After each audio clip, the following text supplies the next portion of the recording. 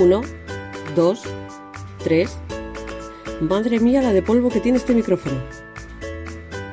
Bienvenidos al podcast de Ardilanac. Hola y bienvenidos a este capítulo del podcast que un poquito más y no consigo sacarlo. Mayo ha sido un mes que se me ha atravesado como se atraviesan pocas cosas. Si visteis el último directo que hice, sabéis que hubo un accidente en casa, no un accidente de coche ni nada por el estilo, simplemente mi padre se cayó en la calle, se hizo una avería horrible.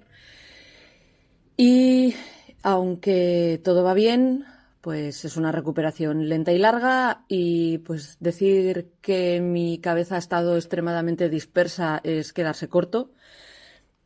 Aunque tenía ya establecidos los temas, he ido grabando a salto de mata y además luego para más, como suelen decir los ingleses, insult to injury, o sea, para añadirle insultos a la herida, tengo obras en el patio de casa y tengo obras en el ascensor del taller. Entonces estoy de taladros y radiales que no os podéis imaginar hasta el moño estoy del tema de las obras.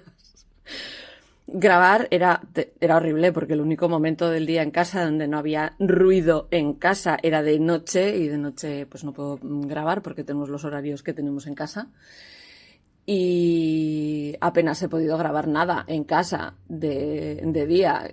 Prácticamente he grabado todo el podcast en el taller, y si oís una radial o un taladro de fondo es que ya tiré la toalla en algún momento y dije, mira, es que tengo que grabar y esto tiene que salir y tengo que sacarlo, porque quería que por lo menos mayo tuviese un capítulo, ya que 2 ha sido mental y logísticamente imposible.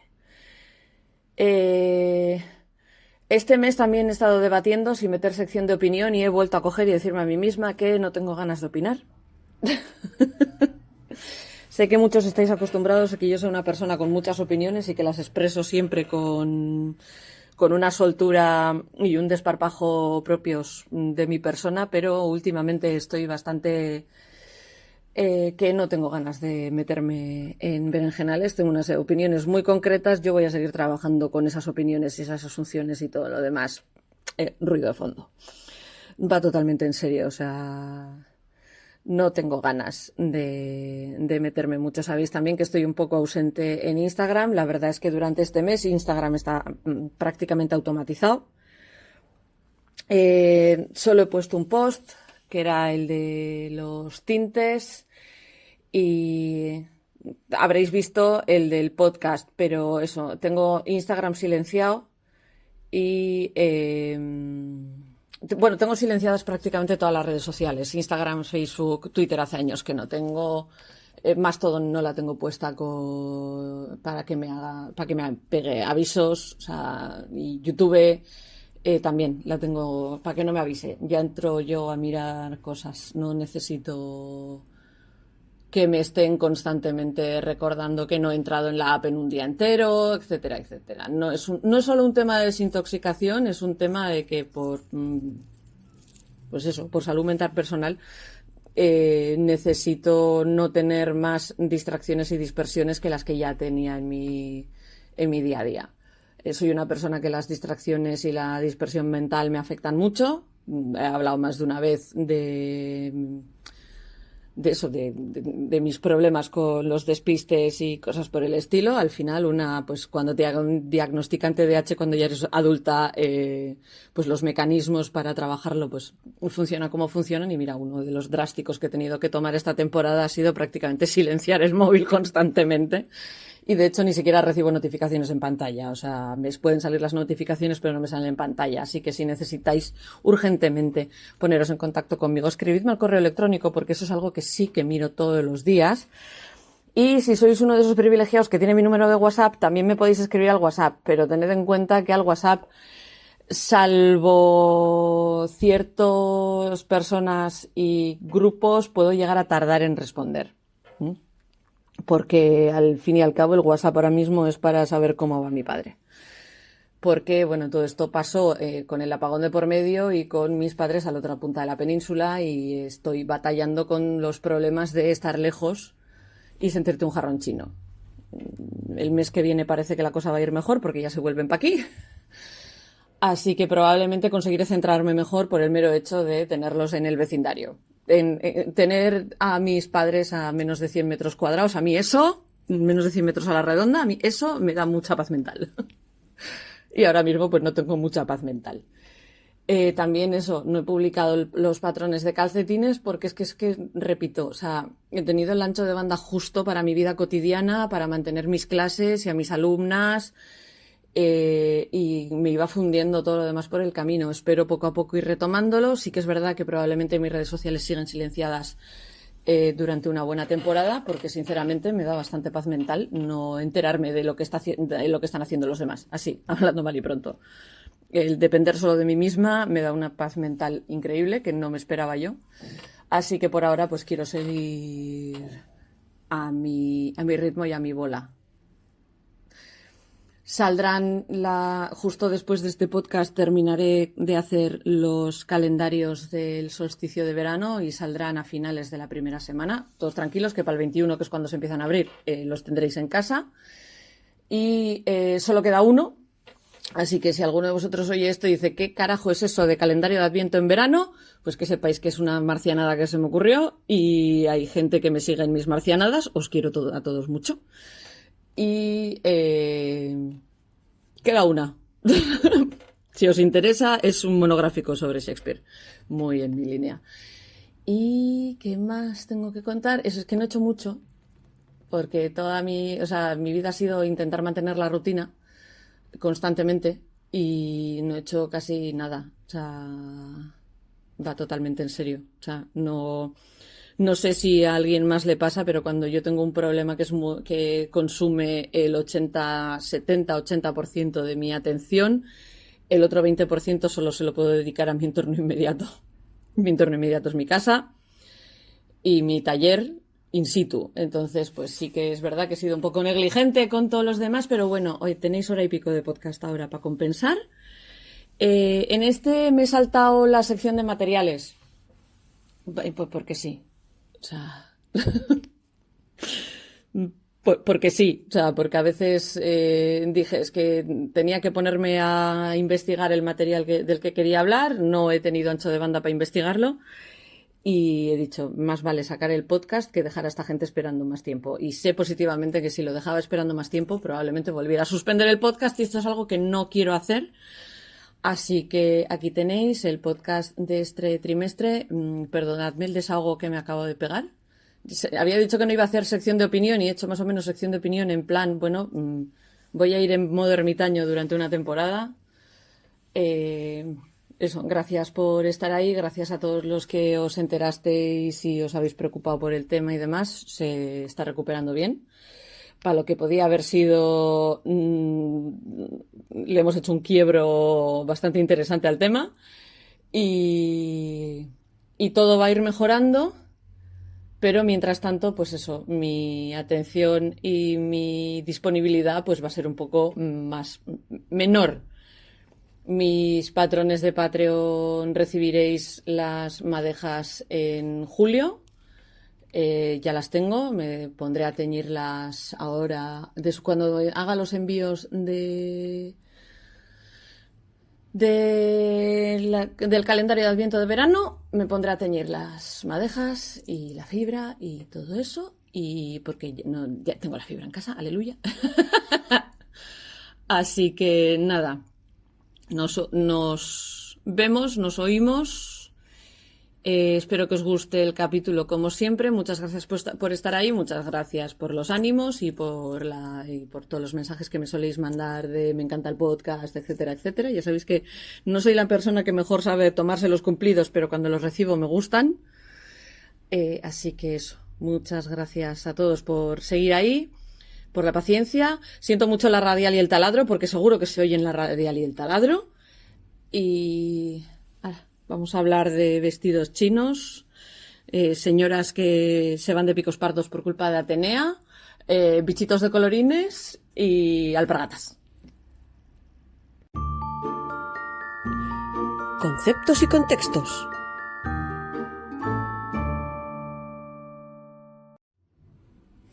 En esta sección hoy vamos a hablar de una técnica de punto que en algún momento todos hemos acabado haciendo, que es el lace. Lace, encaje. En mi cabeza siempre suena con el nombre en inglés. Hacer agujeritos, no sé cómo decirlo en castellano. Pero, lo dicho, es un estilo de tejido que se caracteriza por hacer agujeros estables, o sea, que siempre están en el mismo sitio, no que van corriendo para arriba y para abajo, en un tejido organizados de tal manera que tienen cierto valor estético. O sea, se hacen geometrías y cosas por el estilo utilizando los agujeritos. El encaje muchas veces se suele considerar el pináculo del tejido a dos agujas, porque puede ser extremadamente complejo y porque la mayoría de las telas tejidas, y cuando hablo de tejidas hablo de las que se hacen a telar o de las que salen de telares industriales y demás, no es tan fácil que tengan unos agujeros estables o que tengan la delicadeza que puede tener el encaje tejido a dos agujas. Uno de los ejemplos más famosos son los chales de Orenburgo, que es de lo que también os voy a hablar en esta sección del capítulo, de los chales de Orenburgo. Y los famosísimos chales que pueden pasar por dentro de un anillo de casada de la Shetland, que es un chal que es tan fino, tan fino, tan fino, que se supone que puede pasar por dentro de un anillo sin quedarse atorado. Es como las pasminas buenas, pues lo mismo. El encaje tejido a dos agujas de la Shetland fue extremadamente popular en la Inglaterra victoriana, porque a la reina Victoria, Gureviki, le gustaba muchísimo el encaje de Shetland. Eso, y un tipo de ganchillo irlandés también era muy fan. El vestido de novia llevaba un tipo de ganchillo irlandés. Su entusiasmo resultó en que decidía regalar este tipo de trabajo de encaje, entre ellos en 1897 a la abolicionista americana Harriet Tubman, que una de las imágenes más icónicas de Harriet Tubman es Harriet Tubman tejiendo. Pues a la reina Victoria le regaló un chal de encaje de Shetland a Harriet Tubman. Desde ahí los patrones para tejer chales de encaje se popularizaron en las revistas femeninas en Inglaterra y se fueron copiando prácticamente por toda Europa, y luego vinieron los islandeses y empezaron a hacerlos con un hilo de un solo single, de un solo cabo. El de Shetland es que además el hilo no es de un cabo, es de dos. Algunos consideran que el encaje tejido a dos agujas de verdadera, ahí fetén de verdad, tiene que hacer el dibujo en las dos caras del tejido, tanto en el derecho como en el revés, y que tejer un patrón que los puntos solo hacen el dibujo en un lado de la tela, les falta un puntito por ahí. O sea, que en los chales en los que los agujeritos, los yarnovers, las hebras están solo en el lado derecho, suelen tener dos hilos que separan los agujeritos. Si estuvieran hechos en ambos lados, solo habría un hilo que los separa. Sino en ese caso hay gente, puristas, iba a decir de los pero no es plan que me censuren esto. Hay ciertos puristas que dicen que eso en todo caso sería algo parecido al encaje. No hay base histórica para esto se lo han sacado 4 señores de su papo y vamos a pasar olímpicamente de esta gente, y hacer yarnovers y agujeritos y hebras es hacer lace. Un patrón en el que hay pequeños grupos de agujeritos en el tejido y que están como aislados entre ellos, formando como pequeñas rosetas, a eso se le conocen como patrones de eyelet, de ojitos, de ojales, por decirlo de alguna manera. Y ya cuando es extremo, que tienes agujeros en todas partes y todos son agujeros, eso se le llama fagoting. Desconozco su traducción al castellano, en mi cabeza siempre ha sido fagoting. Es como me lo aprendí, pues muchas de las cosas, de las técnicas que yo aprendí, me las aprendí en inglés y nunca las he llegado a traducir al castellano en mi cabeza.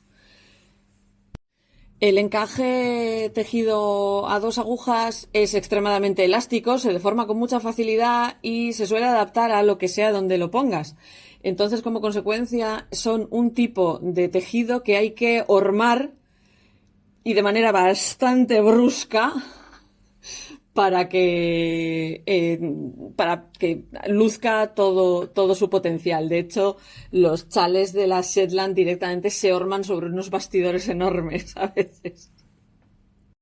El lace se puede utilizar prácticamente con cualquier tipo de prenda, pero normalmente está asociado a las estolas y los chales. Y en algunos objetos de la casa, como las cortinas, los caminos de mesa, decoraciones para cortinas y bordes de toallas y cosas por el estilo. Hay diferentes tradiciones regionales, como ya os he dicho, de las Shetland, el de las Islas Faroes, el de Orenburg, que es el que os quiero hablar ahora, etcétera, etcétera, que tienen sus propias idiosincrasias y sus propios patrones.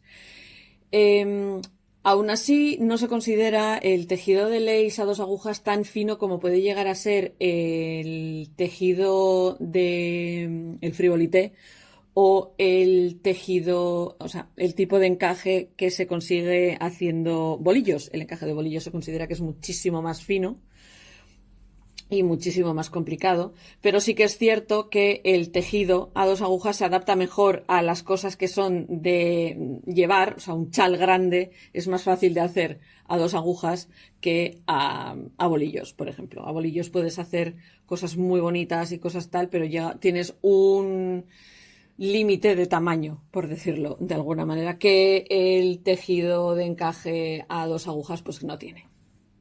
Normalmente cuando tejemos encaje solemos emparejar un yarn over o una hebra con una disminución que normalmente está pegadita a ese yarn over. A veces no, A veces no. A veces el punto que has aumentado lo menguas 15 puntos más allá. O sea, depende del dibujo que estés haciendo. También dependiendo de qué mengua utilices, si es un Knit to Together o un SSK, pues ya sabéis que uno cae hacia un lado, otro cae hacia el otro, y eso suelen ser cosas que en los patrones de encaje muchas veces se observan y se utilizan para hacer los dibujos, y por eso tenemos que tener cuidado a la hora de tejerlos y no coger y hacer, vale, esto es una disminución, hago la que me salga de él. No, a veces para conseguir esas diagonales o esos dibujos que suelen hacer las hebras, los yarn overs, necesitamos utilizar la disminución correcta. Con esto de emparejar un yarn over con una disminución, lo que hacemos es mantener la cantidad de puntos constante. No es algo absolutamente necesario religiosamente, o sea, hay patrones en los que te vas comiendo puntos y luego de repente los aumentas todos a la vez, dependiendo mucho de la técnica que estés utilizando y tal, pero hay otras veces que lo que haces es aumentas un montón y luego los reduces de manera muy brusca, que pasa a veces cuando haces encaje estonio, por ejemplo. Los motivos más habituales para hacer este tipo de dibujos suelen ser o geométricos o naturales, o sea, imitando hojas, rosetas, flores, espigas y cosas por el estilo. No me salía la palabra espiga. Espigas y cosas por el estilo, hasta patrones extremadamente sofisticados y liosos que consiguen hacer que parezcan telas de araña totales. A mí, por si no se nota, es una de mis técnicas favoritas. Es muy habitual y extremadamente aconsejable para la gente que está tejiendo lace utilizar una línea de vida, un salvavidas, llamadle como queráis. Aquí se la ha llegado a llamar vía porque tengo alguna alumna en la sanidad pública y dice, no le he metido una vía al chal. Llamadle como queráis, pero hacedlo por favor. Que suele ser un hilo de contraste que en el caso de que haya un fallo y tengas que retroceder, no tienes que soltar todo el chal, retrocedes hasta donde tienes puesta la línea y ya está. De verdad, esto sirve para cualquier técnica, pero con el lace es una de las cosas más importantes, es una de las partes más importantes de la técnica que podéis aprender. Dentro de las chopocientas tradiciones diferentes de encaje lace tejido a 2 agujas que conocemos, pues a mí una de las que más me flipan, porque me flipan incluso como hilandera, son los chales de Oremburgo. Los chales de Oremburgo son un tipo de tejido de encaje ruso que utiliza moher para hacer sus toquillas.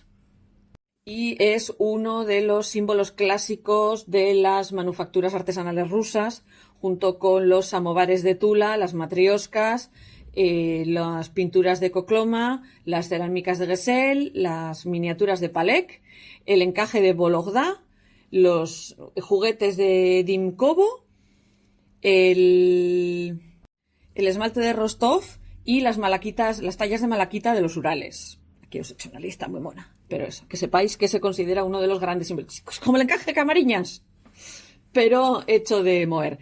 De hecho, una de las mayores maravillas de esto es conseguir si habéis visto alguna vez mi uso soportado ruso, se supone que es un uso de Oremburgo, ¿vale? Se supone que es para hilar ese tipo de hilo que se utiliza para tejer esto. Este tipo de chales, de pelo de moher, normalmente del pelo interior de las cabras de moher, se origina en Oremburgo hace unos 250 años, en el siglo XVIII. Esta región es famosa por sus chales, que en ruso se dicen Orembursky Platok. No estoy aprendiendo ruso en Duolingo, Orembursky Platok. Y que también se puede traducir como chales de anillo de bodas, al igual que los de las Shetland, porque de la misma manera que los Shetland y las paminas, se supone que, aunque estos chales son muy, muy grandes, deberían de poder pasar por dentro del anillo de una mujer casada. Y si es un anillo como el mío, es muy pequeño, porque yo tengo la mano grande, pero tengo los dedos delgados. Algún día haré un chal de Oremburgo. Los más puristas y los más tradicionales los hacen solo de un tipo de moher, de un tipo de cabra de la zona, que es como si fuera un cruce entre el cashmere y el moher. Yo os estoy diciendo moher todo el rato, pero para que os hagáis una idea lo más rápido, es un tipo de cabra que es de allí, de cabra de Oremburgo, y a día de hoy se hacen con una mezcla de seda y este pelo de las cabras de Oremburgo. El clima de la zona es muy duro, y esto hace que se den unas condiciones perfectas para criar la raza Guberlinskoy y para que esta dé un tipo de fibra que es muy ligera, muy caliente, muy suave, muy sedosa y muy larga. Esto es una peculiaridad de las Guberlinskoy, es algo que se da en estas cabras y se las suele peinar todas las primaveras para recoger la fibra, o sea, no se las esquila, se las peina. De cada cabra se puede conseguir más o menos 1 libra de fibra, que no llega al medio kilo, para que os hagáis una idea. De cada cabra sacamos como medio kilo de fibra. Esta fibra se suele hilar a mano utilizando un tipo de uso apoyado y se suele plegar con hilo comercial de seda a día de hoy. Originalmente no, pero a día de hoy se pliega con un hilo comercial de seda. Esto le va a dar una resistencia extra. La seda permite que el encaje, a la hora de bloquearlo, mantenga mejor la forma y no hace falta rebloquearlo tantas veces como haría falta si no estuviese plegado con la seda. Originalmente los chales solo se hacían de fibra de esta cabra, pero esto pues lo acabaron cambiando porque no todo el mundo tiene la posibilidad y la capacidad de hormar bien uno de estos chales. Al hacer esto, plegar seda con un hilo de las cabras, el precio de los chales se volvió más asequible porque la labor requerida para producir un chal también baja. Claro, cuando no necesitas 2 usadas para hacer un chal, pues puedes hacer 2 usadas y hacer 2 chales. No sé si me explico. Curiosamente, cuando las hilanderas siempre te vamos a decir que parte del proceso del hilo es tú haces el hilo y luego lo fijas, o sea, lo limpias, tal, no sé qué, no sé cuántos. No, cuando vas a tejer un chal de Oremburgo, lo sacas del uso cuando lo has plegado con la seda y te pones a tejer directamente. De hecho, no se lavan hasta que el chal esté completamente tejido y se vaya a hormar. Estos chales normalmente suelen llevar una variedad de diseños geométricos y se suelen hacer en diferentes formas. Pueden ser rectangulares, cuadrados o triangulares. El tamaño puede variar, pero el tamaño estándar es de 1,5 metros por 1,5 metros. O sea, cuadrados y del tamaño de un pañuelo para envolverse la cabeza. El color también varía dependiendo del color natural de cada cabra y algunos chales pueden llegar a contener más de un color porque se ha utilizado el hilo de más de una cabra.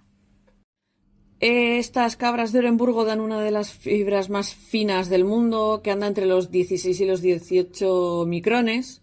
Así como referencia, la Angora anda entre los 14 y los 17 y el Kibiut entre los 11 y los 17. O sea, es una de las fibras más finas que existen.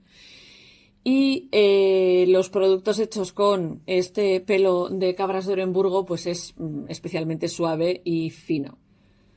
Esto se debe a que viven en los Urales, en las estepas de las montañas de los Urales, donde los inviernos son muy severos, y también por la alimentación que suelen recibir y por la forma de vida que tienen en esta zona de Rusia. Porque más que nada que todos los intentos han hecho de sacar esta cabra de esa zona no prosperan. O sea, hay que criarlas allí o el bicho no prospera. En el siglo XIX los franceses, de hecho, intentaron importar cabras de Orenburgo y no les funcionó bien porque Francia es demasiado caliente. O sea, viven, pero no desarrollan el tipo de pelo que hace falta para hacer los chales. En los siglos XVIII y XIX, de nuevo, los franceses importaron un montón de pelo de Orenburgo porque se puso de moda en Francia y se apreciaba muchísimo más que el cashmere. Los chales de Orenburgo se volvieron muy populares en Europa gracias a una firma británica que hizo chales de imitación a la Orenburgo. ¿Qué es lo que pasa? Primera Guerra Mundial, Segunda Guerra Mundial, caída del Imperio Ruso, levantamiento de la Cortina de Hierro y en la época de los soviets, digamos que estos chales de Orenburgo prácticamente desaparecen del mercado. En la región se seguía trabajando este tipo de artesanías, se seguían criando las cabras y se seguían haciendo chales de Orenburgo. Y en ese momento es cuando descubren que las cabras de la zona de Volgogrado también pueden llegar a producir un tipo de pelo que puede servir para tejer este tipo de chales. No son exactamente iguales, pero en Volgogrado también se teje con lana de estas cabras. A día de hoy se sigue considerando uno de las fibras más finas y más maravillosas que existen. Se comercializa. A día de hoy es más fácil conseguirla de Rusia y de hecho se considera un insulto ir a la zona de Orenburgo y no volverte con un chal. Yo me encantaría ir a la zona de Orenburgo y volverme con una madeja, pero está chunga la cosa para ir a Rusia. Pero para tener un chal de Orenburgo de verdad, de calidad, de los buenos, tiene que estar de lana hilada a mano. O sea, no aceptamos lana hilada comercialmente, tiene que estar hilada a mano. Normalmente es la propia tejedora la que va a hilar este hilo y luego lo va a plegar con la seda. Y la primera vez que se teje le falta el halo, pero cuanto más se va utilizando y más se va limpiando y según van pasando los años, más crece el halo que tiene el hilo. O sea, no es un halo tan obvio como el de un mohair que prácticamente según lo sacas de la madeja ya puede tener un halo. Este lo va desarrollando con el tiempo. Una tejedora experta puede llegar a tejer 2 pañuelos o pautinkas, que es como se les conoce en ruso, de tamaño medio en un mes. Cuanto más se complica y más grande se hace, o sea, cuanto más se complica el dibujo que se le quiere hacer o se quiera meter una inscripción en el dibujo, etcétera, etcétera, o se quiere hacer un chal más largo, se va a tardar más de un mes. Y como el coste de la fibra, de la lana y del trabajo manual es bastante caro, un chal de Orenburgo se considera un objeto de lujo. Y yo os juro que algún día me voy a poner y voy a conseguirlo. El problema es conseguir la fibra, no la voy a conseguir nunca, es súper difícil de conseguir. De hecho, no tengo ni pajolera idea de cuánto puede costar a día de hoy fibra de cabra de Orenburgo, porque se comercializa menos fuera de Rusia que la vicuña fuera de Sudamérica. O sea, es tremendo. Pero es eso. O sea, y las Guberlinskoy, pues ya hemos descubierto que fuera de Orenburgo pues no viven bien. O sea, hace falta mucho, mucho, mucho frío y como para trasplantar una en Euskadi. Que aquí lo único que tenemos es humedad. Así que, pues me voy a tener que fastidiar e intentar conseguir el kit mohair más fino que pueda e intentar hacer con eso el hilo. A mí me gustaría hacer uno 100% de hilo de cabra, sin meterle la seda. Algún día. Pero esquilarlo a mano con el soportado, madre mía. O sea, yo no tardaría un mes, tardaría 4 años.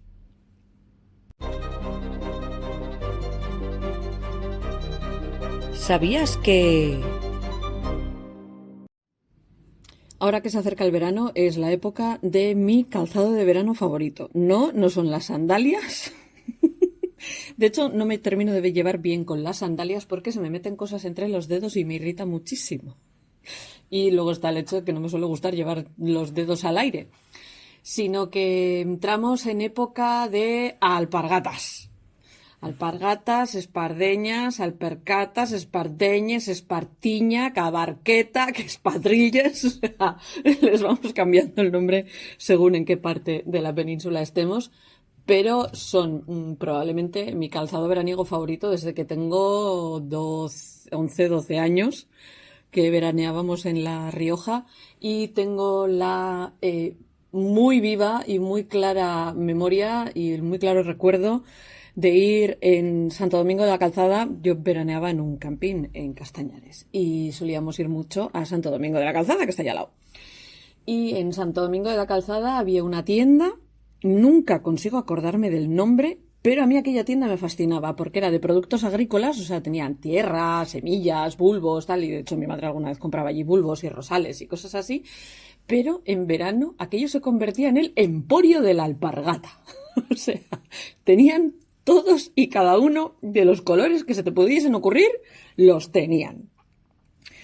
El año que me dio por tener unas alpargatas caquis, las tenían. Granates también. Moradas claras, sí. Azul marino, normalísimas también. Tal. Con tacón, sin tacón, de las planas, atadas, con la cuerda con la que están cosidas, del mismo color que la tela, o la cuerda blanca, o la cuerda negra, tal. El esparto sin apenas caucho en la parte de abajo o totalmente tapado. Aquello fue la leche. El año que tenían unas que era toda la suela tapada de goma, por favor, que podía salir con alpargatas cuando llovía, porque yo soy de esa gente absolutamente kamikaze, que me puede pillar la lluvia con las alpargatas, que me va a dar igual que se me estropee la parte de esparto, porque yo dejo que se hinche, dejo que se sequen del todo y luego me las vuelvo a poner y las vuelvo a aplastar y las vuelvo a usar. He usado alpargatas hasta destrozarlas, primero usándolas bien y luego enseguida empezaba a sacar el talón y las utilizaba como si fuera una especie de, no sandalias, pero sí, y iba desgastando el talón y he llegado a dejar el talón totalmente pelado por detrás, que se iba deshilachando, de coger unas tijeras y recortar las rebarbas para mantenerlas más. Y normalmente solía tener, y sigo teniendo la misma manía, pero suelo tener siempre por lo menos 2 pares. Hay años que tengo hasta 4 o 5, pero normalmente siempre tengo 2 pares.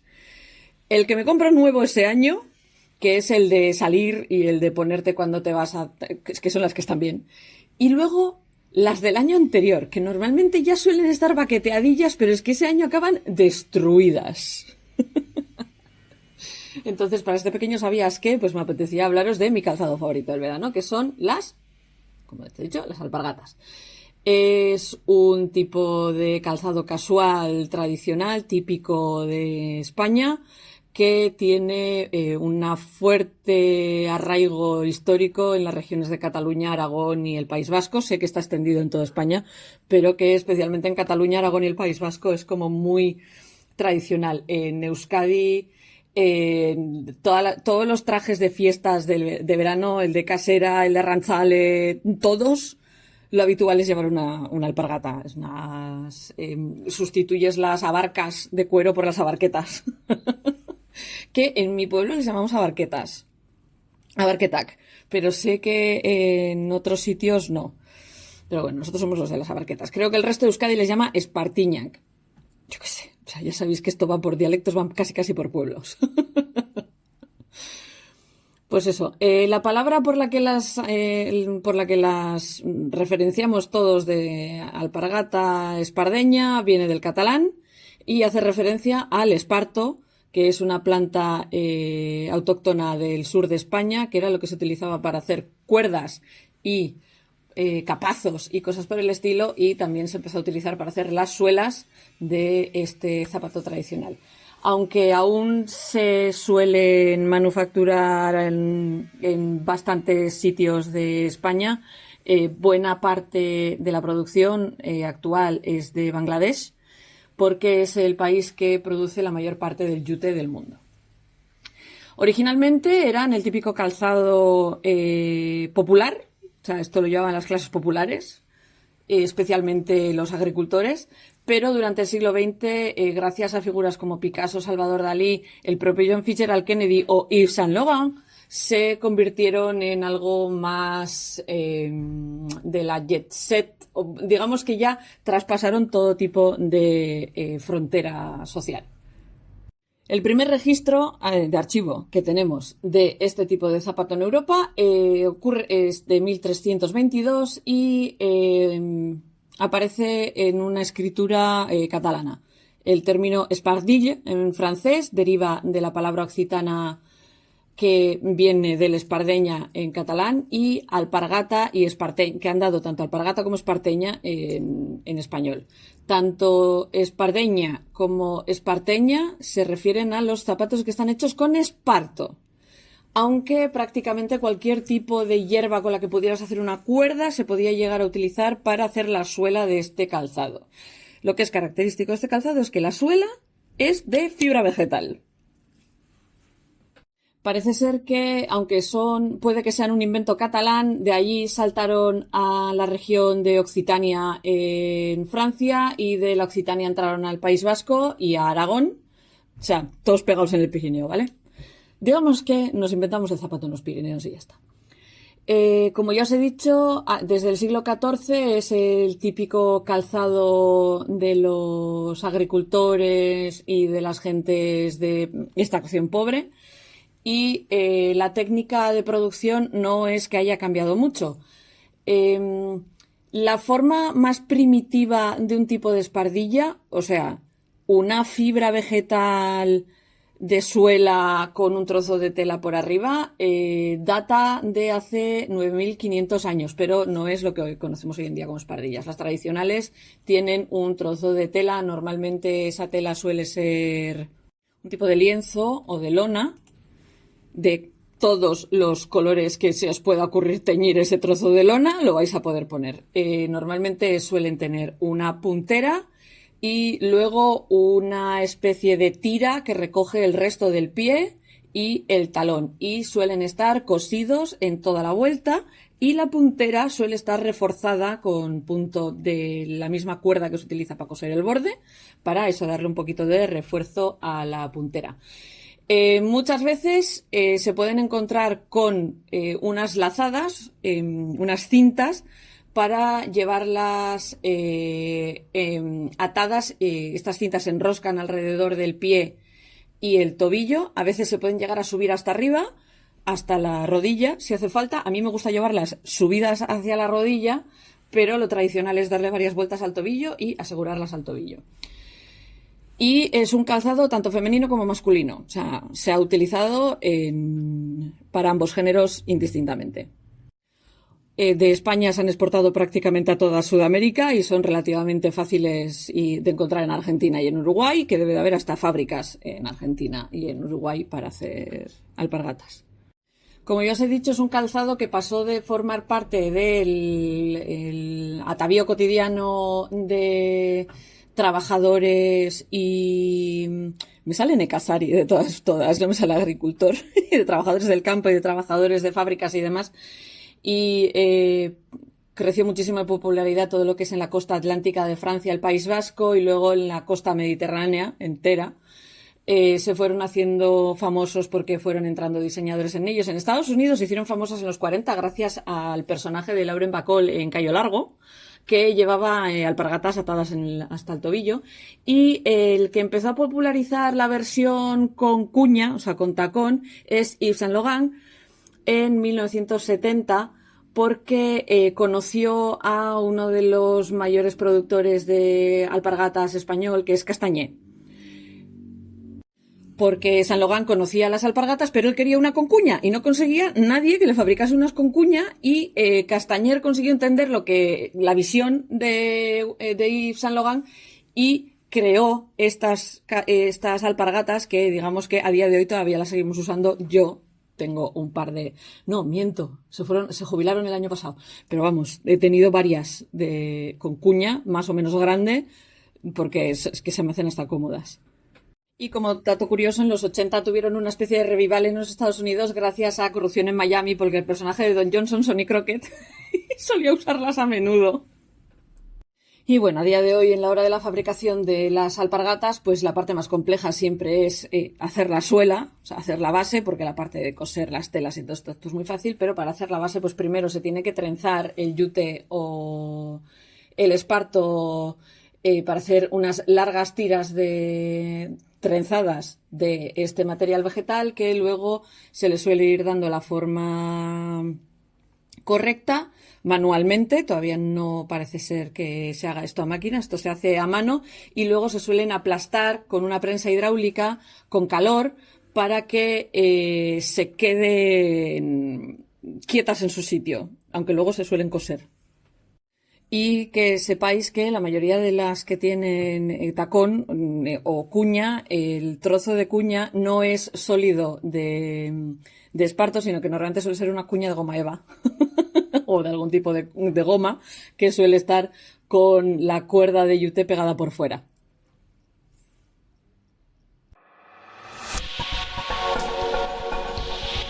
Ingeniería no, pero casi. La vez pasada os hablaba de la molécula mentirosa, la antocianina. Y en esta quiero hablaros de una de mis moléculas de colorinchis favoritas. Hace tiempo, cuando me puse a estudiar el tema de los tintes naturales, etcétera, etcétera, me di cuenta bastante rapidito, gracias al hecho de que tengo un cuñado que es ingeniero químico y fue el que me lo dijo. Básicamente, tenemos un experimento pendiente muy chachi entre los dos, que a ver si un verano de estos nos ponemos y lo hacemos. Pero fue él el que me dijo, no, porque claro, las moléculas de color, y yo, ¿las mole de qué? Yo soy de letras, soy antropóloga, ya sabéis que mi aproximación a los tintes muchas veces ha sido más desde la etnobotánica que desde la química y este tipo de cosas, pero pues, gracias a mi cuñado, que no es un cuñado de esos que te dan por saco en la mesa de Navidad, no, si yo con el mío me llevo estupendamente, me puse a investigar un poco más el aspecto científico-químico del tema.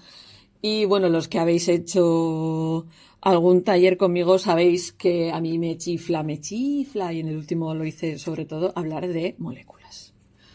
Ya os hablé eso la vez anterior de las antonias mentirosas, de las antocianinas, y hoy vamos a hablar del ácido carmínico, que algún día acabaré tatuándome el ácido carmínico en alguna parte de mi cuerpo junto con la indigotina y la malvaína. Pero eso, el ácido carmínico es el color rojo de la cochinilla.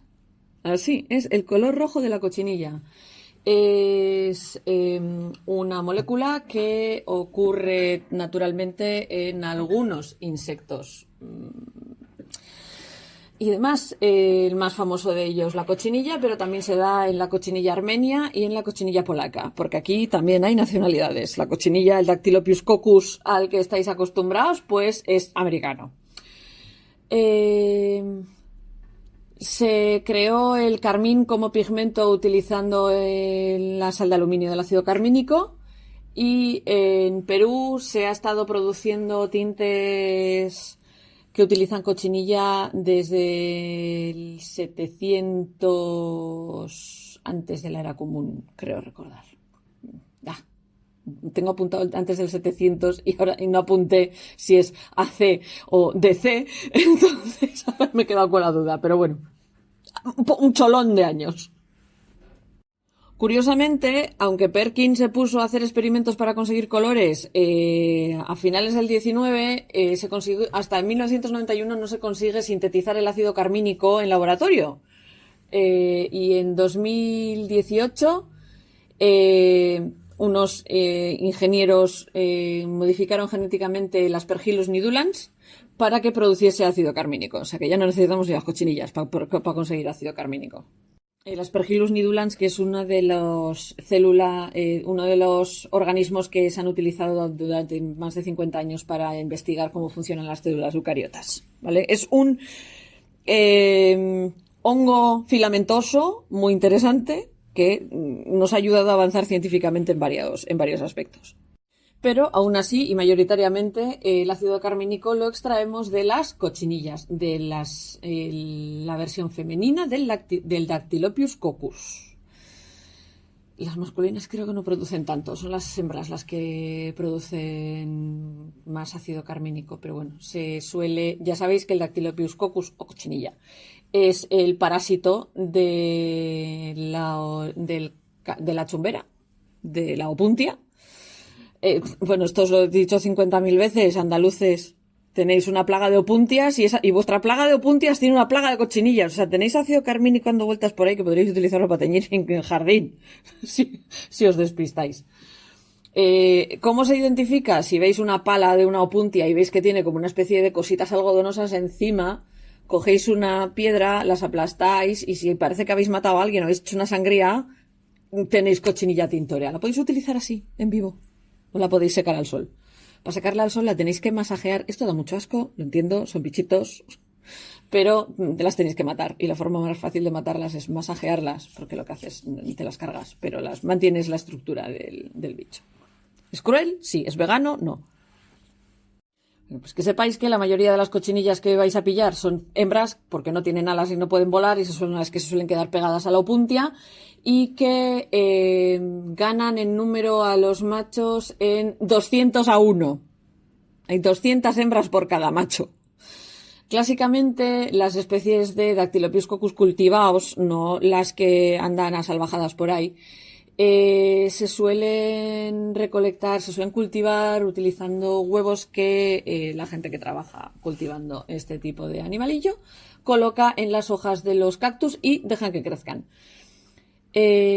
Las hembras suelen estar inmóviles durante 3 meses hasta que se las retira, se rascan, se recogen y se secan y ya están listas para enviar.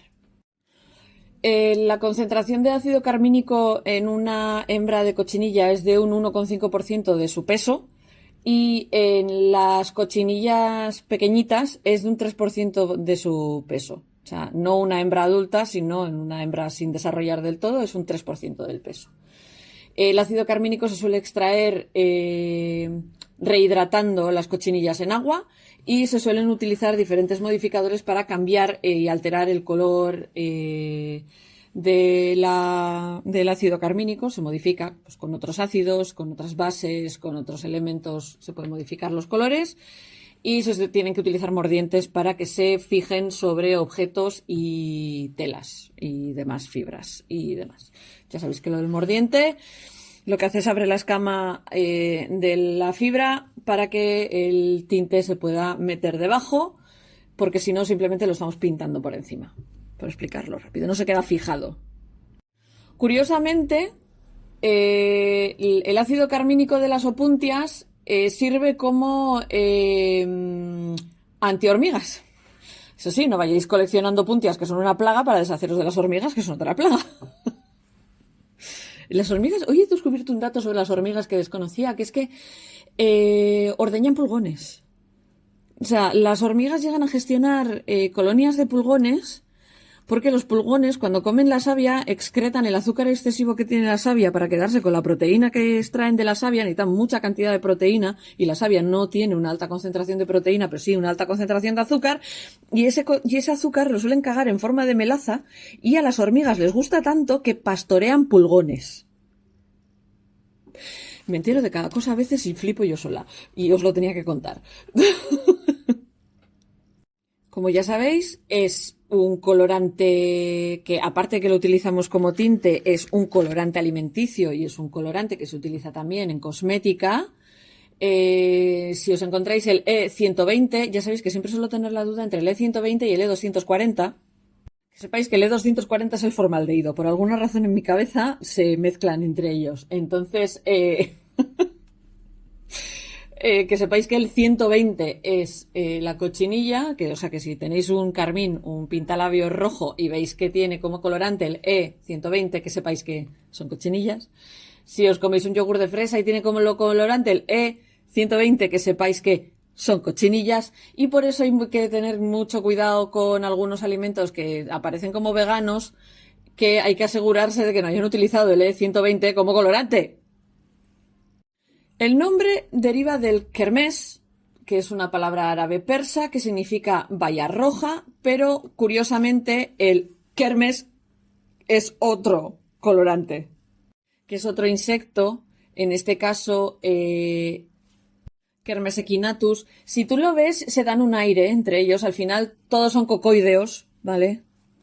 Y también dan color rojo. Es bastante probable que el kermes, este insecto, también produzca ácido carmínico. Y probablemente el kermes al que más facilidad de acceso podéis tener aquí en la península es el kermes vermilio, que es se alimenta de la savia de los cascajos o chaparros de los Quercus coquífera. Por eso, si os las encontráis, no os esperéis una cochinilla como la cochinilla algodonosa, o sea, como el Dactylopius coccus, que produce como una especie de algodón blanquecino por encima, ¿vale? El kermes vermilio no hace eso y se mimetiza bastante bien con la corteza, así que bueno, vais a tener que observar un poquito hasta encontrarlos. Y lo mismo, las hembras del kermes vermilio producen el tinte rojo, el carmín, y como su propio nombre indica, vermellón, es un tipo de rojo. Aunque el vermellón como pigmento de pintura es un derivado del cinabrio. Que el cinabrio es uno de mis minerales favoritos y no paré quieta hasta que conseguí uno para mi colección. Y creo que prácticamente conseguí el cinabrio y dije, ya está, ya he terminado. Y creo que desde que me compré aquel cristal de cinabrio no he comprado ningún mineral así como para mí, aunque estoy introduciendo a la descendencia en los minerales. Pues bueno, que espero que os haya parecido interesante de dónde viene el carmín. Y sí, haceros a la idea que hasta hace prácticamente nada todos los pintalabios rojos, todos los rojos de Marilyn Monroe y toda esta gente llevaban cochinilla.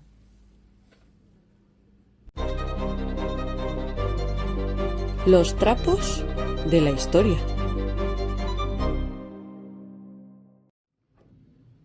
El movimiento Hanfu, también conocido como movimiento de la revitalización del Hanfu, en chino, Hanfu Yundong, me vais a perdonar, estoy aprendiendo chino en Duolingo, pero todavía no pronuncio bien las cosas.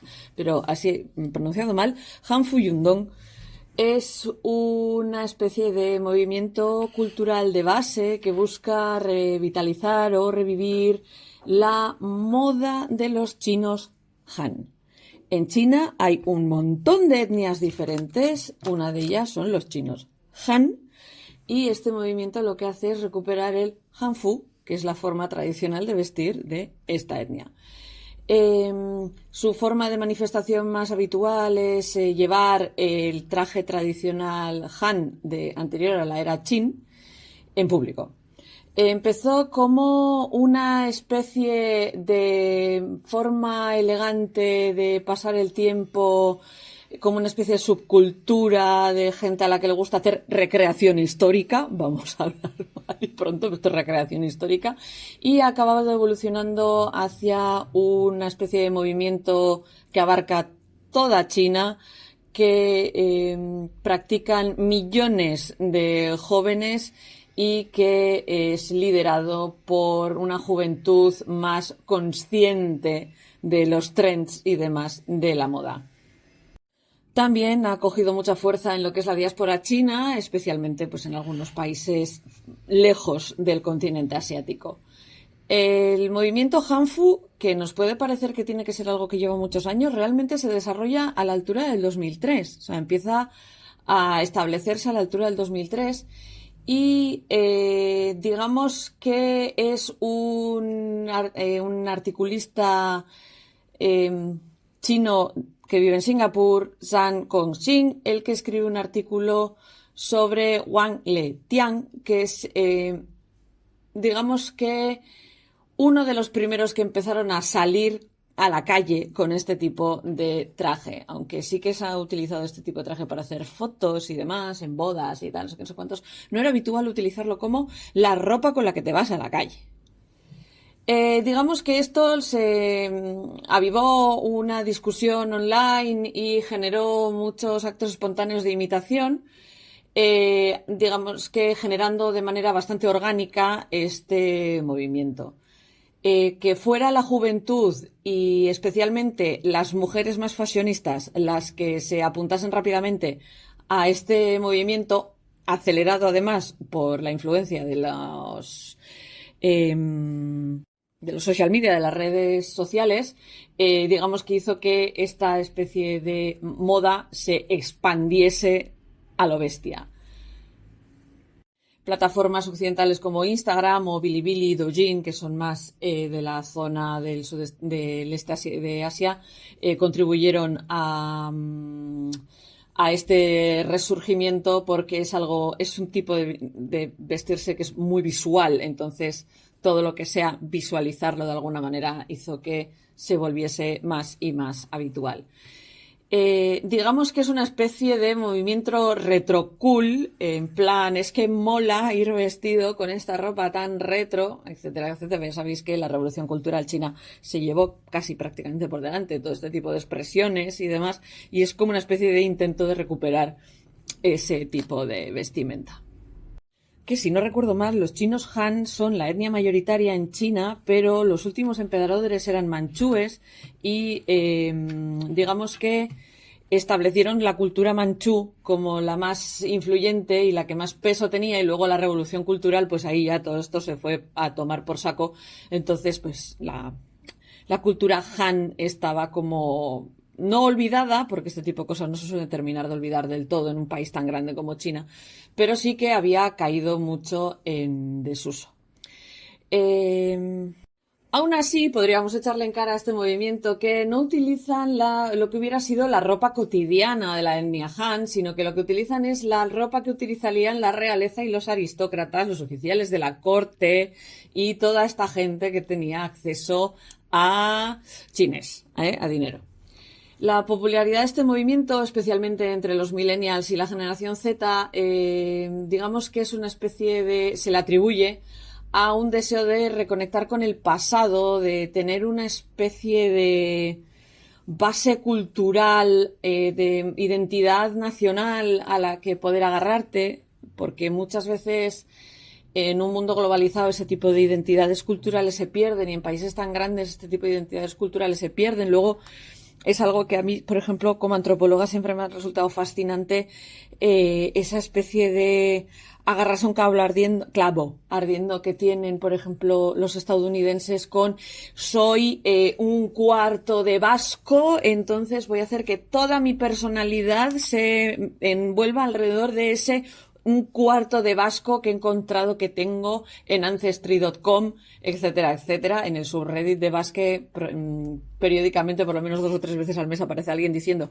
me he hecho un 23andMe y me pone que soy un 2% de vasco. ¿Tengo que aprender euskera? Si me habéis oído a mí más de una vez decir vasco no es, o sea, vasco no solo se nace, sino que también se hace.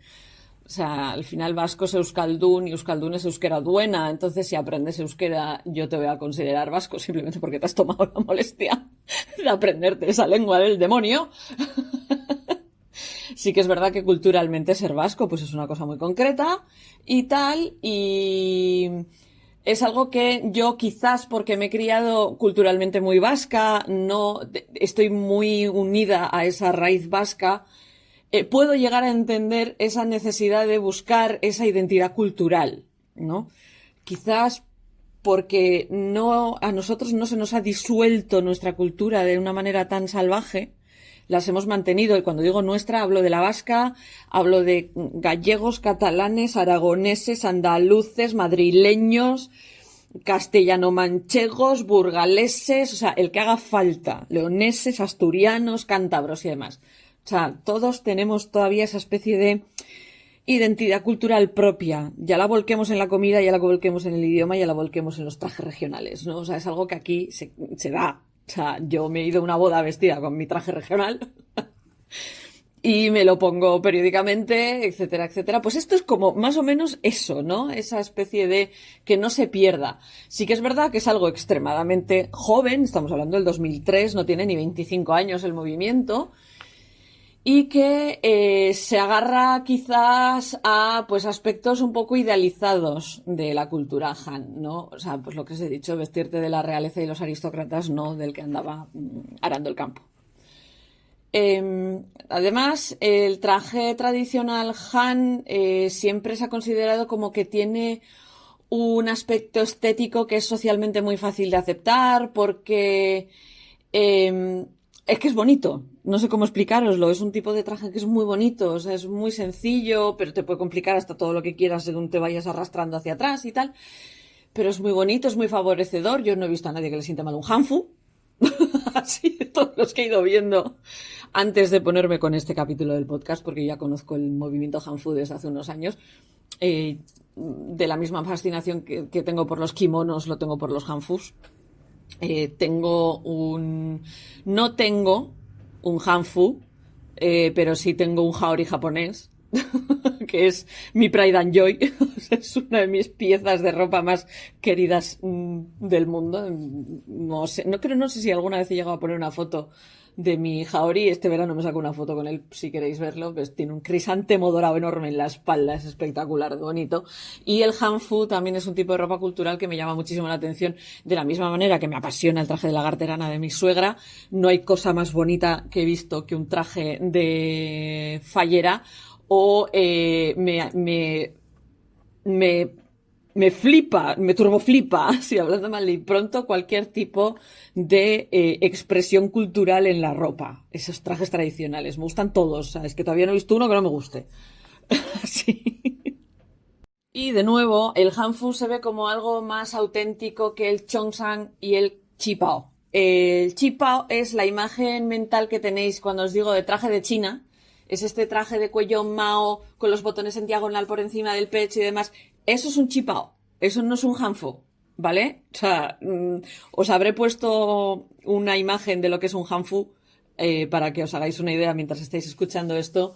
Eso es un hanfu, pero no esa imagen mental que tenéis de ropa china del qipao. Ya que los chinos consideran que el qipao y el cheongsam son producto de una represión impuesta por colonizadores. Di que nadie ha colonizado China como tal.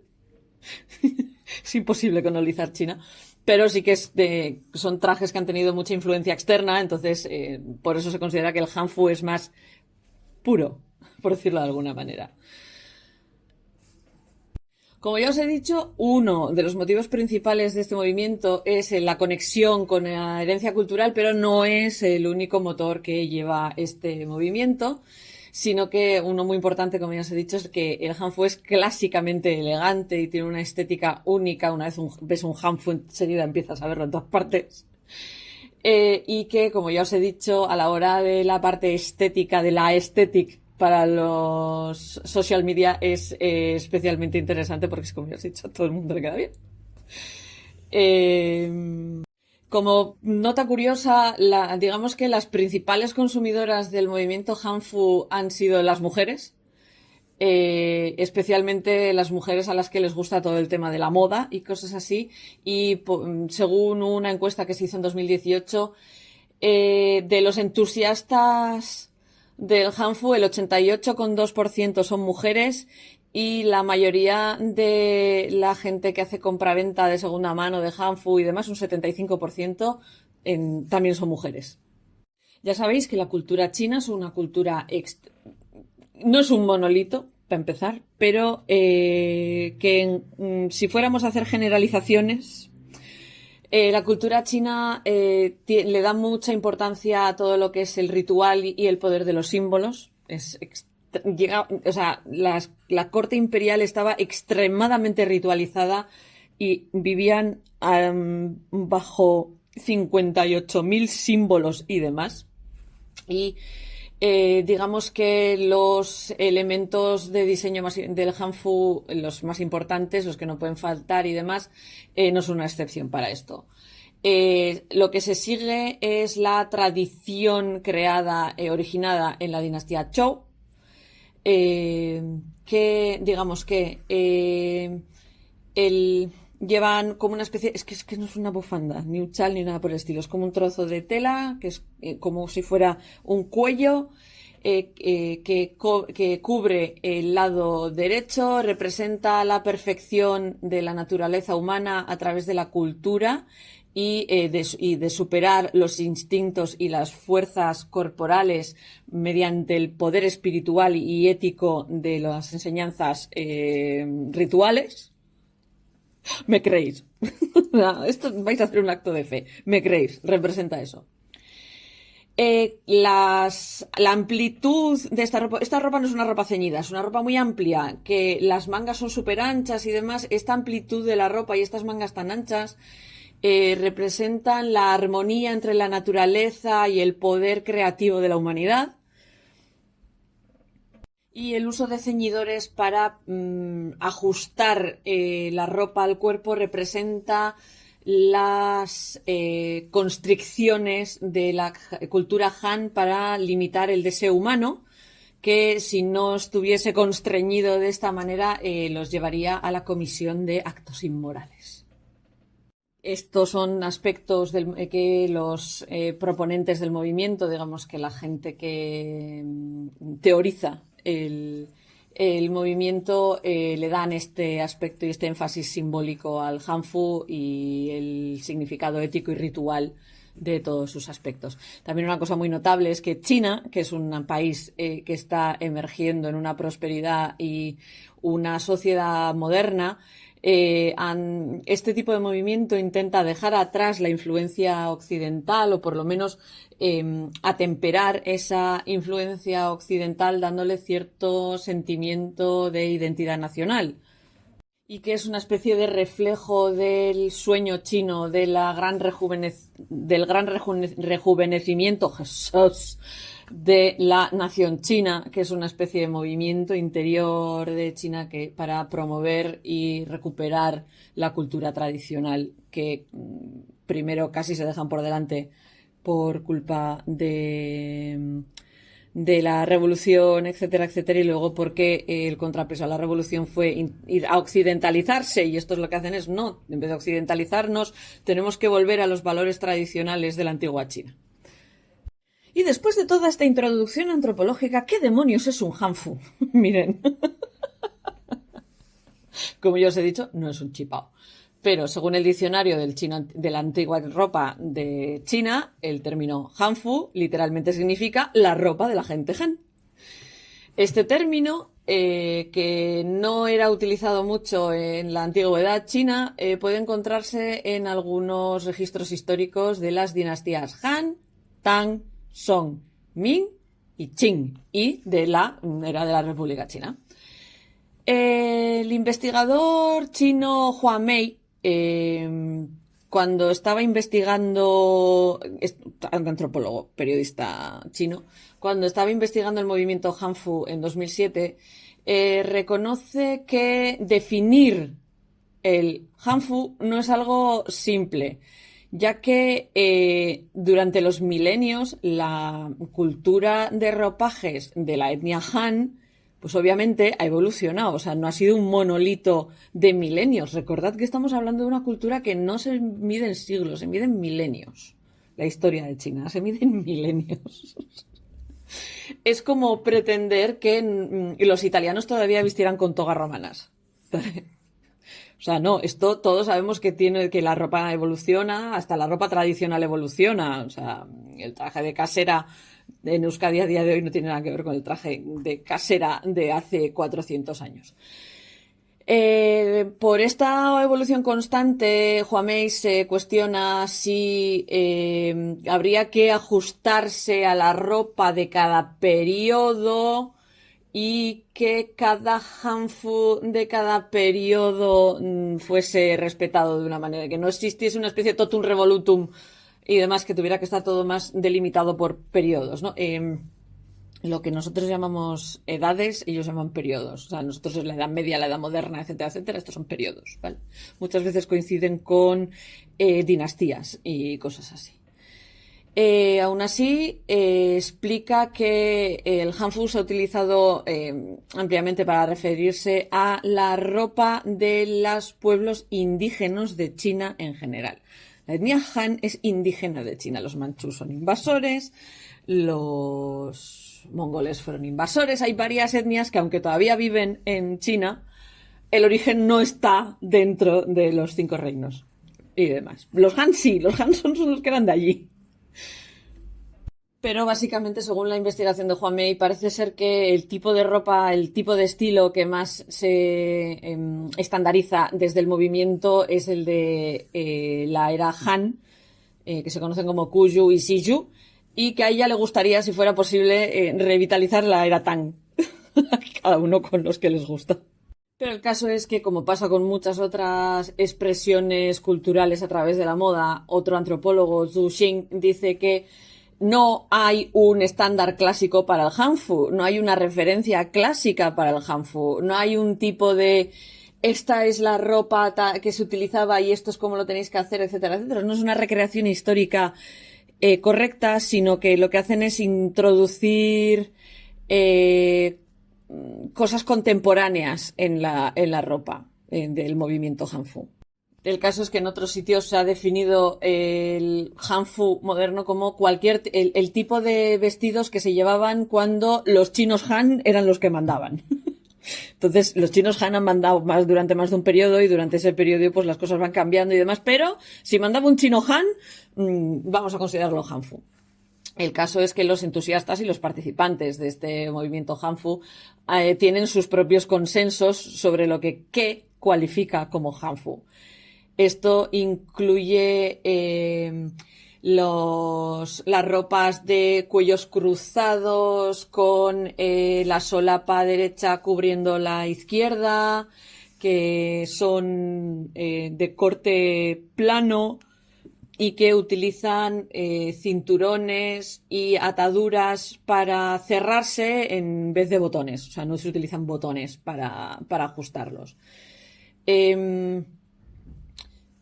Y muchos admiten que la gran mayoría de los hanfus que se utilizan, especialmente en estudios de fotografía, en películas o en dramas de televisión, son hanfus contemporáneos que se basan en hanfus antiguos, pero más para un tema de efecto visual y coste más barato que algo que fuera históricamente y arqueológicamente correcto, como utilizar poliéster en vez de seda.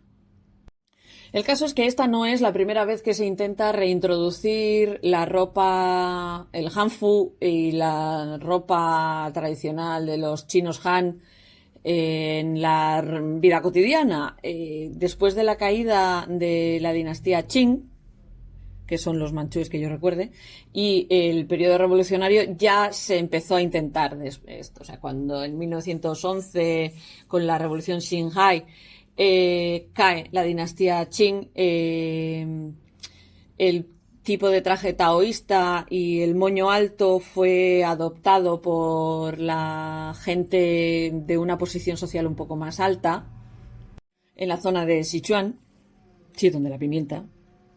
Y cuando el que fue presidente Yuan Shikai se coronó a sí mismo como emperador Hongxiang, lo hizo vestido con las ropas tradicionales de los chinos Han en 1915. Más que nada porque la dinastía anterior, que era la Xingyoro, la dinastía Qing, la familia Ising-Yoro, eran manchúes. Entonces la ropa que utilizaban ellos era diferente. Si veis El último emperador, la ropa que utilizan ahí es ropa manchú, no es ropa Han. Por si necesitáis una referencia visual.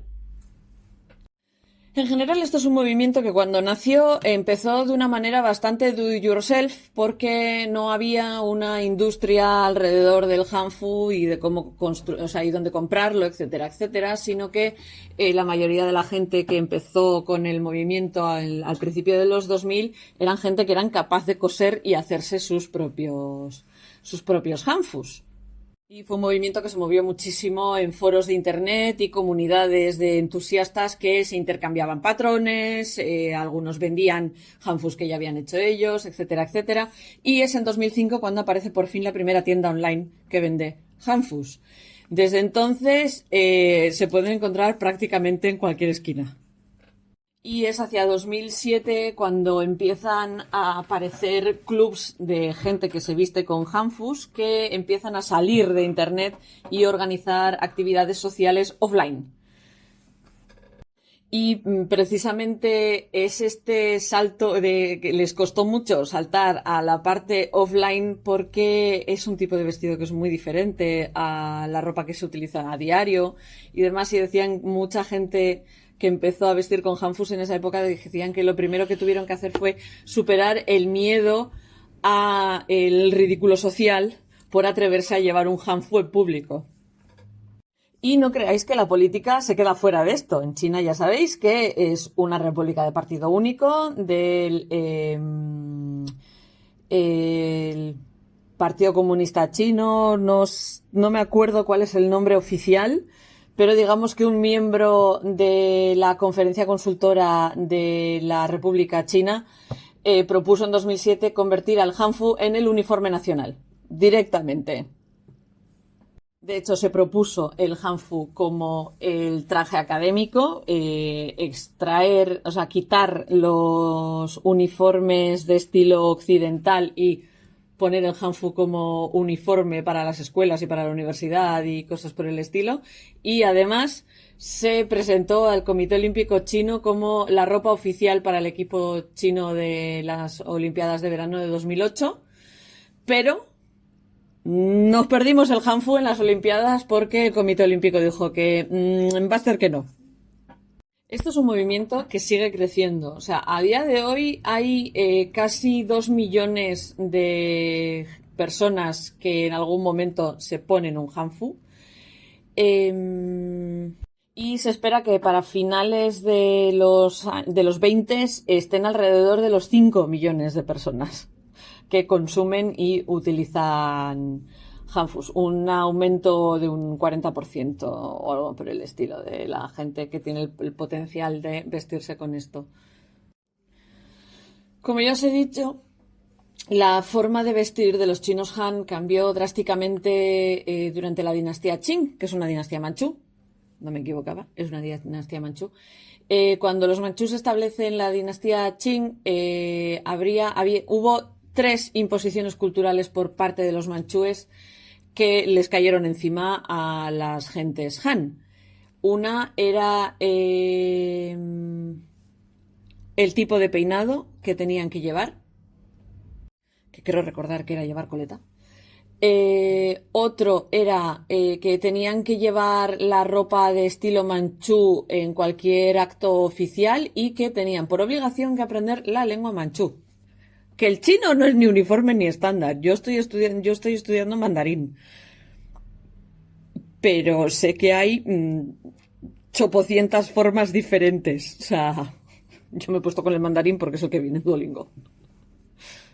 El caso es que con las 2 primeras implementaciones, las ropas y la forma estilística tradicional Han, aunque se podía seguir utilizando como tal, acabó poco a poco desapareciendo de lo que era la vida pública. O sea, tú en tu casa podías vestir como te daba la santa gana, pero en la vida pública te tenías que vestir como un manchú y punto. Y aunque en un principio los manchús podían llegar a dejar que la gente vistiera como quisiera en su casa, sí que eran bastante violentos en cuanto a la represión de las vestimentas no manchúes en público. Esta política se conocía como Tifayyu, que básicamente lo que obligaba era a afeitarse la parte de delante del pelo y llevar una trenza por la parte de atrás y utilizar un tipo de ropajes que se conoce como changshan. Los chinos Han se rebelaron varias veces contra esto del cambio de ropa. Esto es el motín de Esquilache, pero a la china. Pero por contra del motín de Esquilache a esto no le salió bien y la represión fue bastante violenta. Todo esto como dato súper absurdo. El fundador de la dinastía Qing es Nurhaci. Si habéis visto Indiana Jones y el templo maldito, la escena del principio, las cenizas que lleva Indy a los chinos son las cenizas de Nurhaci. Vale, inciso aparte. Los manchúes hicieron ciertas excepciones en cuanto a la obligatoriedad del peinado y de la ropa. Uno de ellos eran las mujeres, los niños y los clérigos. A las mujeres se les permitió seguir utilizando el estilo de ropa de la dinastía Ming. A las mujeres Han, las mujeres manchúes vestían con su ropa tradicional. Y los monjes budistas y los sacerdotes taoístas podían llevar la coleta chin o cambiar entero su ropaje, pero se les permitió seguir llevando sus ropas y sus peinados tradicionales. Los budistas afeitaban entera la cabeza, los taoístas llevaban el pelo recogido en un moño en la parte alta. El caso es que después de varias revueltas contra el Tifayfu, los Qing llegaron a una especie de compromisos, por decirlo de alguna manera, conocidos como los Sichong Sibukong. Estoy sarracinando el chino, lo sé. O conocido como las 10 reglas que tienen que ser obedecidas y 10 que no hace falta obedecer. Así. Si os sirve de esto, bu es no.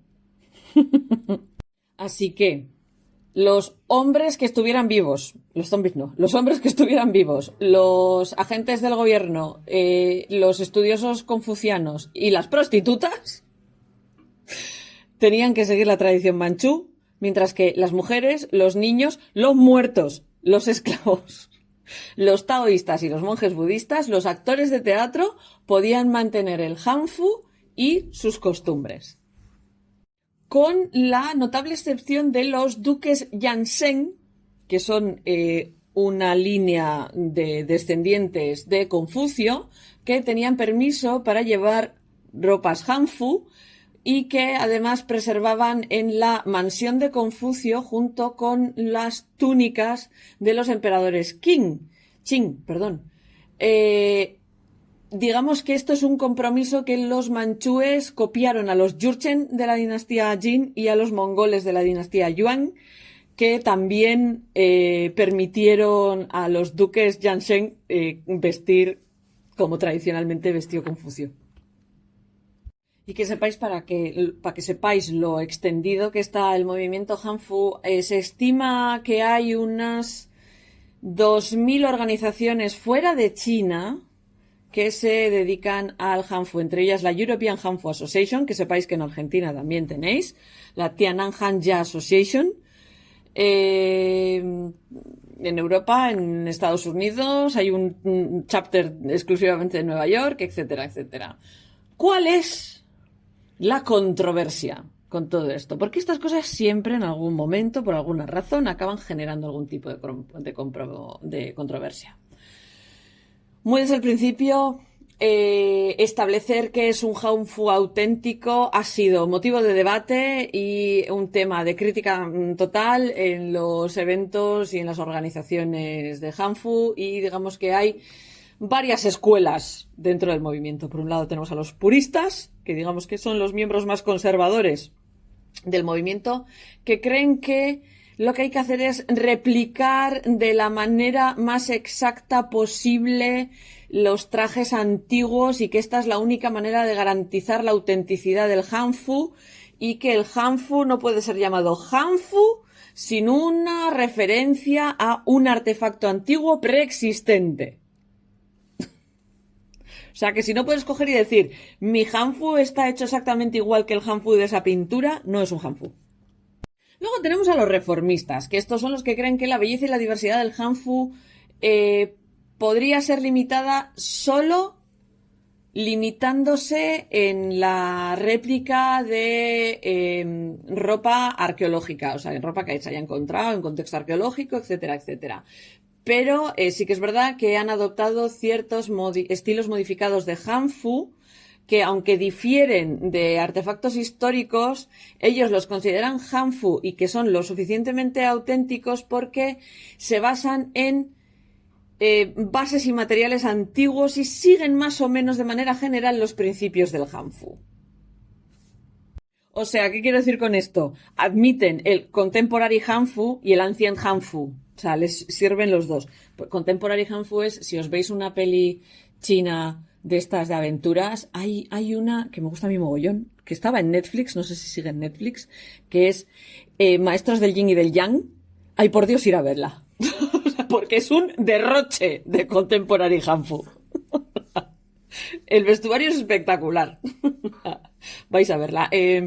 Se basa en un personaje real que es Seimei, que curiosamente luego heredan los japoneses, porque a Seimei lo heredan los japoneses, la figura, pero lo heredan de tal manera que Seimei es un personaje histórico real en Japón, con un templo dedicado a él en Kioto.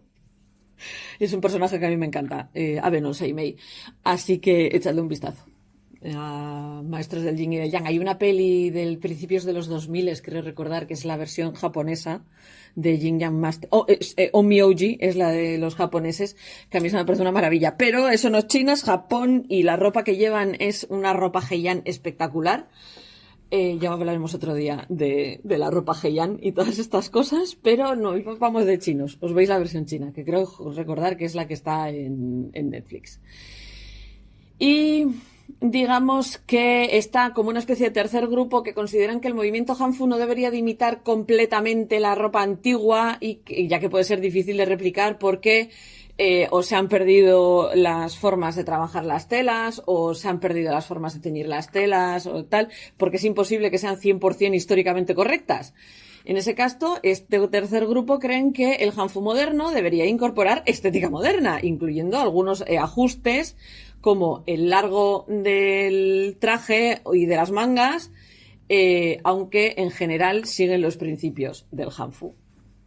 En cuanto a las críticas que se dan, es que es extremadamente nacionalista. Los Han son una sola etnia dentro de lo que es China y es la etnia mayoritaria. Entonces, digamos que establecerla como la ropa que debería de llevar, la ropa nacional, por decirlo de alguna manera, lo que haría sería cargarse tradiciones milenarias también de otros grupos étnicos, etcétera, etcétera, que es que China tiene 56 grupos étnicos diferentes, cada una con su ropa tradicional, etcétera, etcétera, y aunque los Han son la mayoría, creen que imponer el hanfu a todo pichichi lo que acabaría sería rompiendo con las tradiciones de las minorías. Eso lo hemos visto pasar en otras partes también. Eso se los criticas precisamente porque tiene cierto tufillo ultranacionalista y demás, y de que realmente no es ningún tipo de ropa tradicional, sino que es un intento de recreación de ropa tradicional, pues más o menos lo que hizo Bio del Leduc con los castillos de Loira. La mayoría de la gente que viste de hanfu y demás dicen que ellos no son especialmente ultranacionalistas, que ellos lo único que quieren es vestir ropa bonita.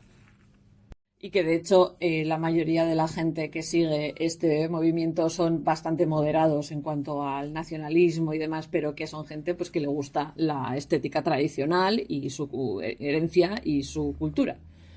Y básicamente lo que dicen es que este tipo de movimiento lo que hace es seguir el resurgimiento del uso del kimono en Japón, del hanbok en Corea y del sari en la India como inspiración para el movimiento hanfu, y que siendo la etnia mayoritaria de China, también se debería de permitir a los Han tener una expresión cultural propia.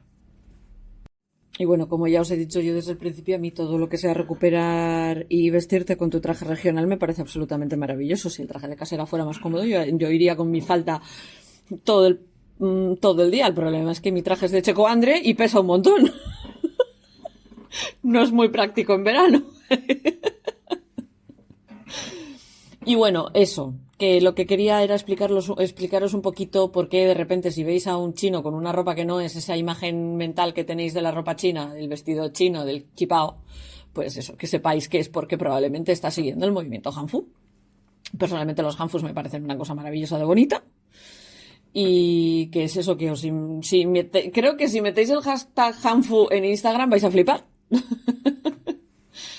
Y eso, que espero que os haya resultado un poquito interesante esta especie de movimiento cultural que no tiene ni 20 años, pero que ha conseguido llegar a casi 5, 6, 7 millones de personas. Más toda la gente de fuera de China que se ha unido al movimiento. Enredos de leyenda.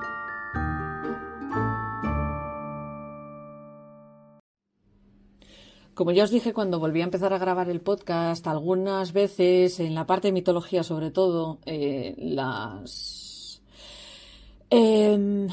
los mitos pues estarían un poco cogidos por los pelos, ¿no? No siempre el protagonista se va a dedicar a algo textil, pero siempre va a haber algo textil en la historia, porque es que al final, pues ya os volví a contar a Aracne, ya os volví a hablar de Penélope, pero bueno, hoy vamos a salirnos un poquito. Vamos a seguir en Grecia, no me voy a mover mucho más allá.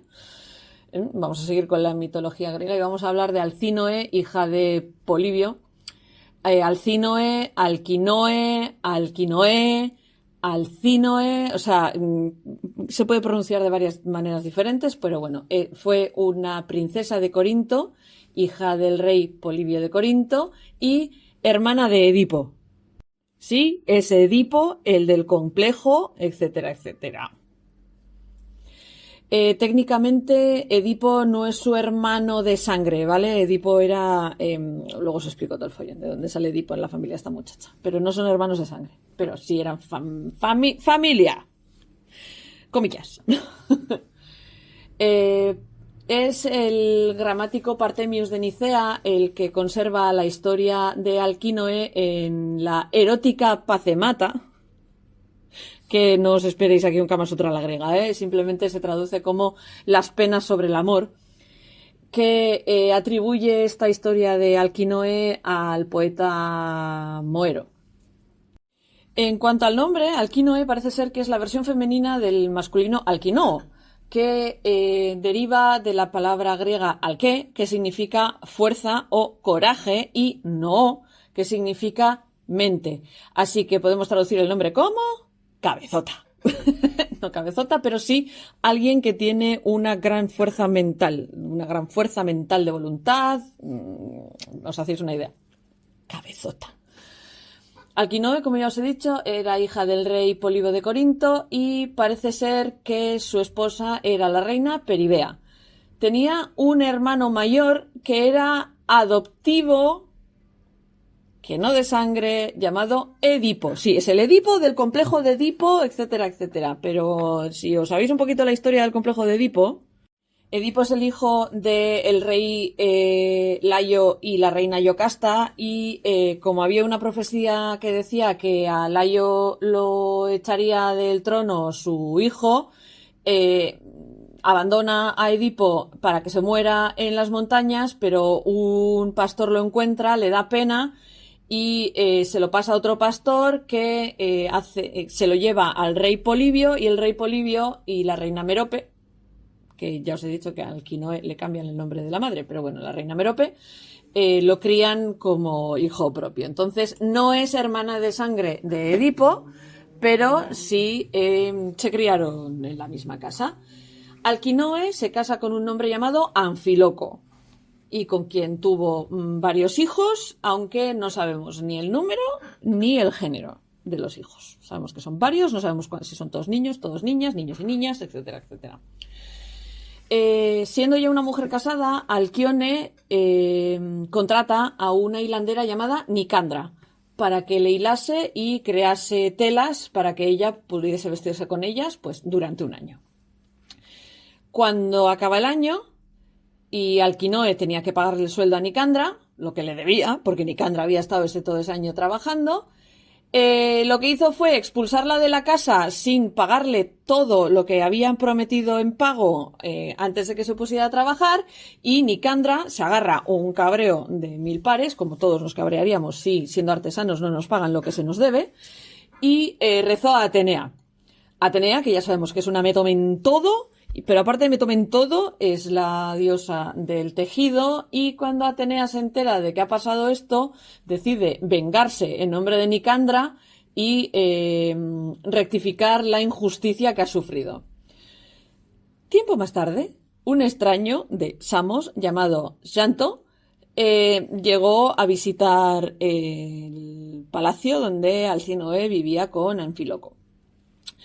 Como la ira de Atenea puede ser muy lenta cuando quiere, Atenea decidió que ese era el momento exacto para vengarse de Alquinoe. ¿Qué es lo que hizo? Volver loca a Alquinoe y hacer que sufriera una grandísima pasión y una tremendamente irresistible atracción por Llanto, y se enamoró locamente de él. Eventualmente, este amor que sentía Alcinoe, llegó hasta tal estado que decide fugarse con Llanto, dejando atrás a su casa, su marido y sus niños, que eran pequeños, sin mirar atrás. Llanto y Alquinoe se van, encantados de la vida y encantados de conocerse, y a mitad del viaje, Atenea, porque Atenea está cumpliendo su venganza, no va a permitir que esta mujer sea feliz, levanta esta especie de locura que había lanzado sobre Alquinoe, y ella se da cuenta, o sea, es que de repente es como si se diese cuenta de lo que ha hecho, se da cuenta de la gravedad de las acciones que ha cometido y empieza a llorar de desesperación, llamando a su marido y a sus hijos que habían sido dejados atrás. Llanto dice, pero ¿tú de qué vas? Y aún así, pues la reconforta, la calma y le promete a Alquinoe que él se casará con ella, pero ella está tan desconsolada que nada de lo que hace Llanto ni de las promesas de Llanto sirven para que Alquinoe se calme. Al final, desesperada, Alquinoe se vuelve loca, salta del barco, cae al mar y se ahoga. Moraleja del cuento, paga a tus artesanos.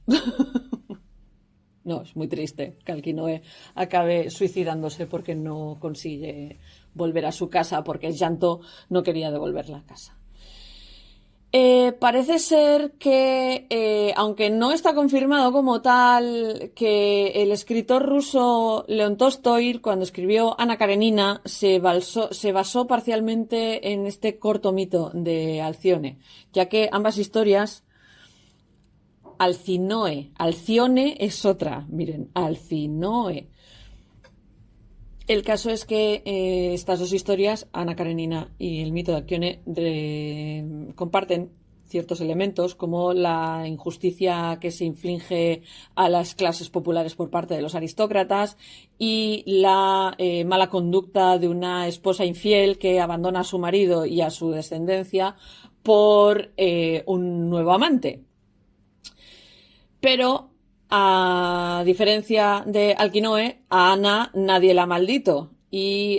Pero ambas mujeres tienen que enfrentarse a ese enamoramiento que no son capaces de controlar, y ambas acaban suicidándose cuando el arrepentimiento por la separación de sus hijos y su marido pues se asienta en su vida, ¿no? Y se hacen una idea de lo que les ha pasado. Es posible que Tolstói fuera inspirado por este mito para escribir Ana Karenina, porque en sus notas menciona haber leído cierto autor llamado Partemio en 1878, aunque no se sabe, porque no lo puso por escrito, si lo que leyó fue realmente la Erótica Pazemata, que es donde os he dicho que sale la historia de Alquinoe, antes del 19 de marzo de 1873, que es cuando empieza a escribir Ana Karenina.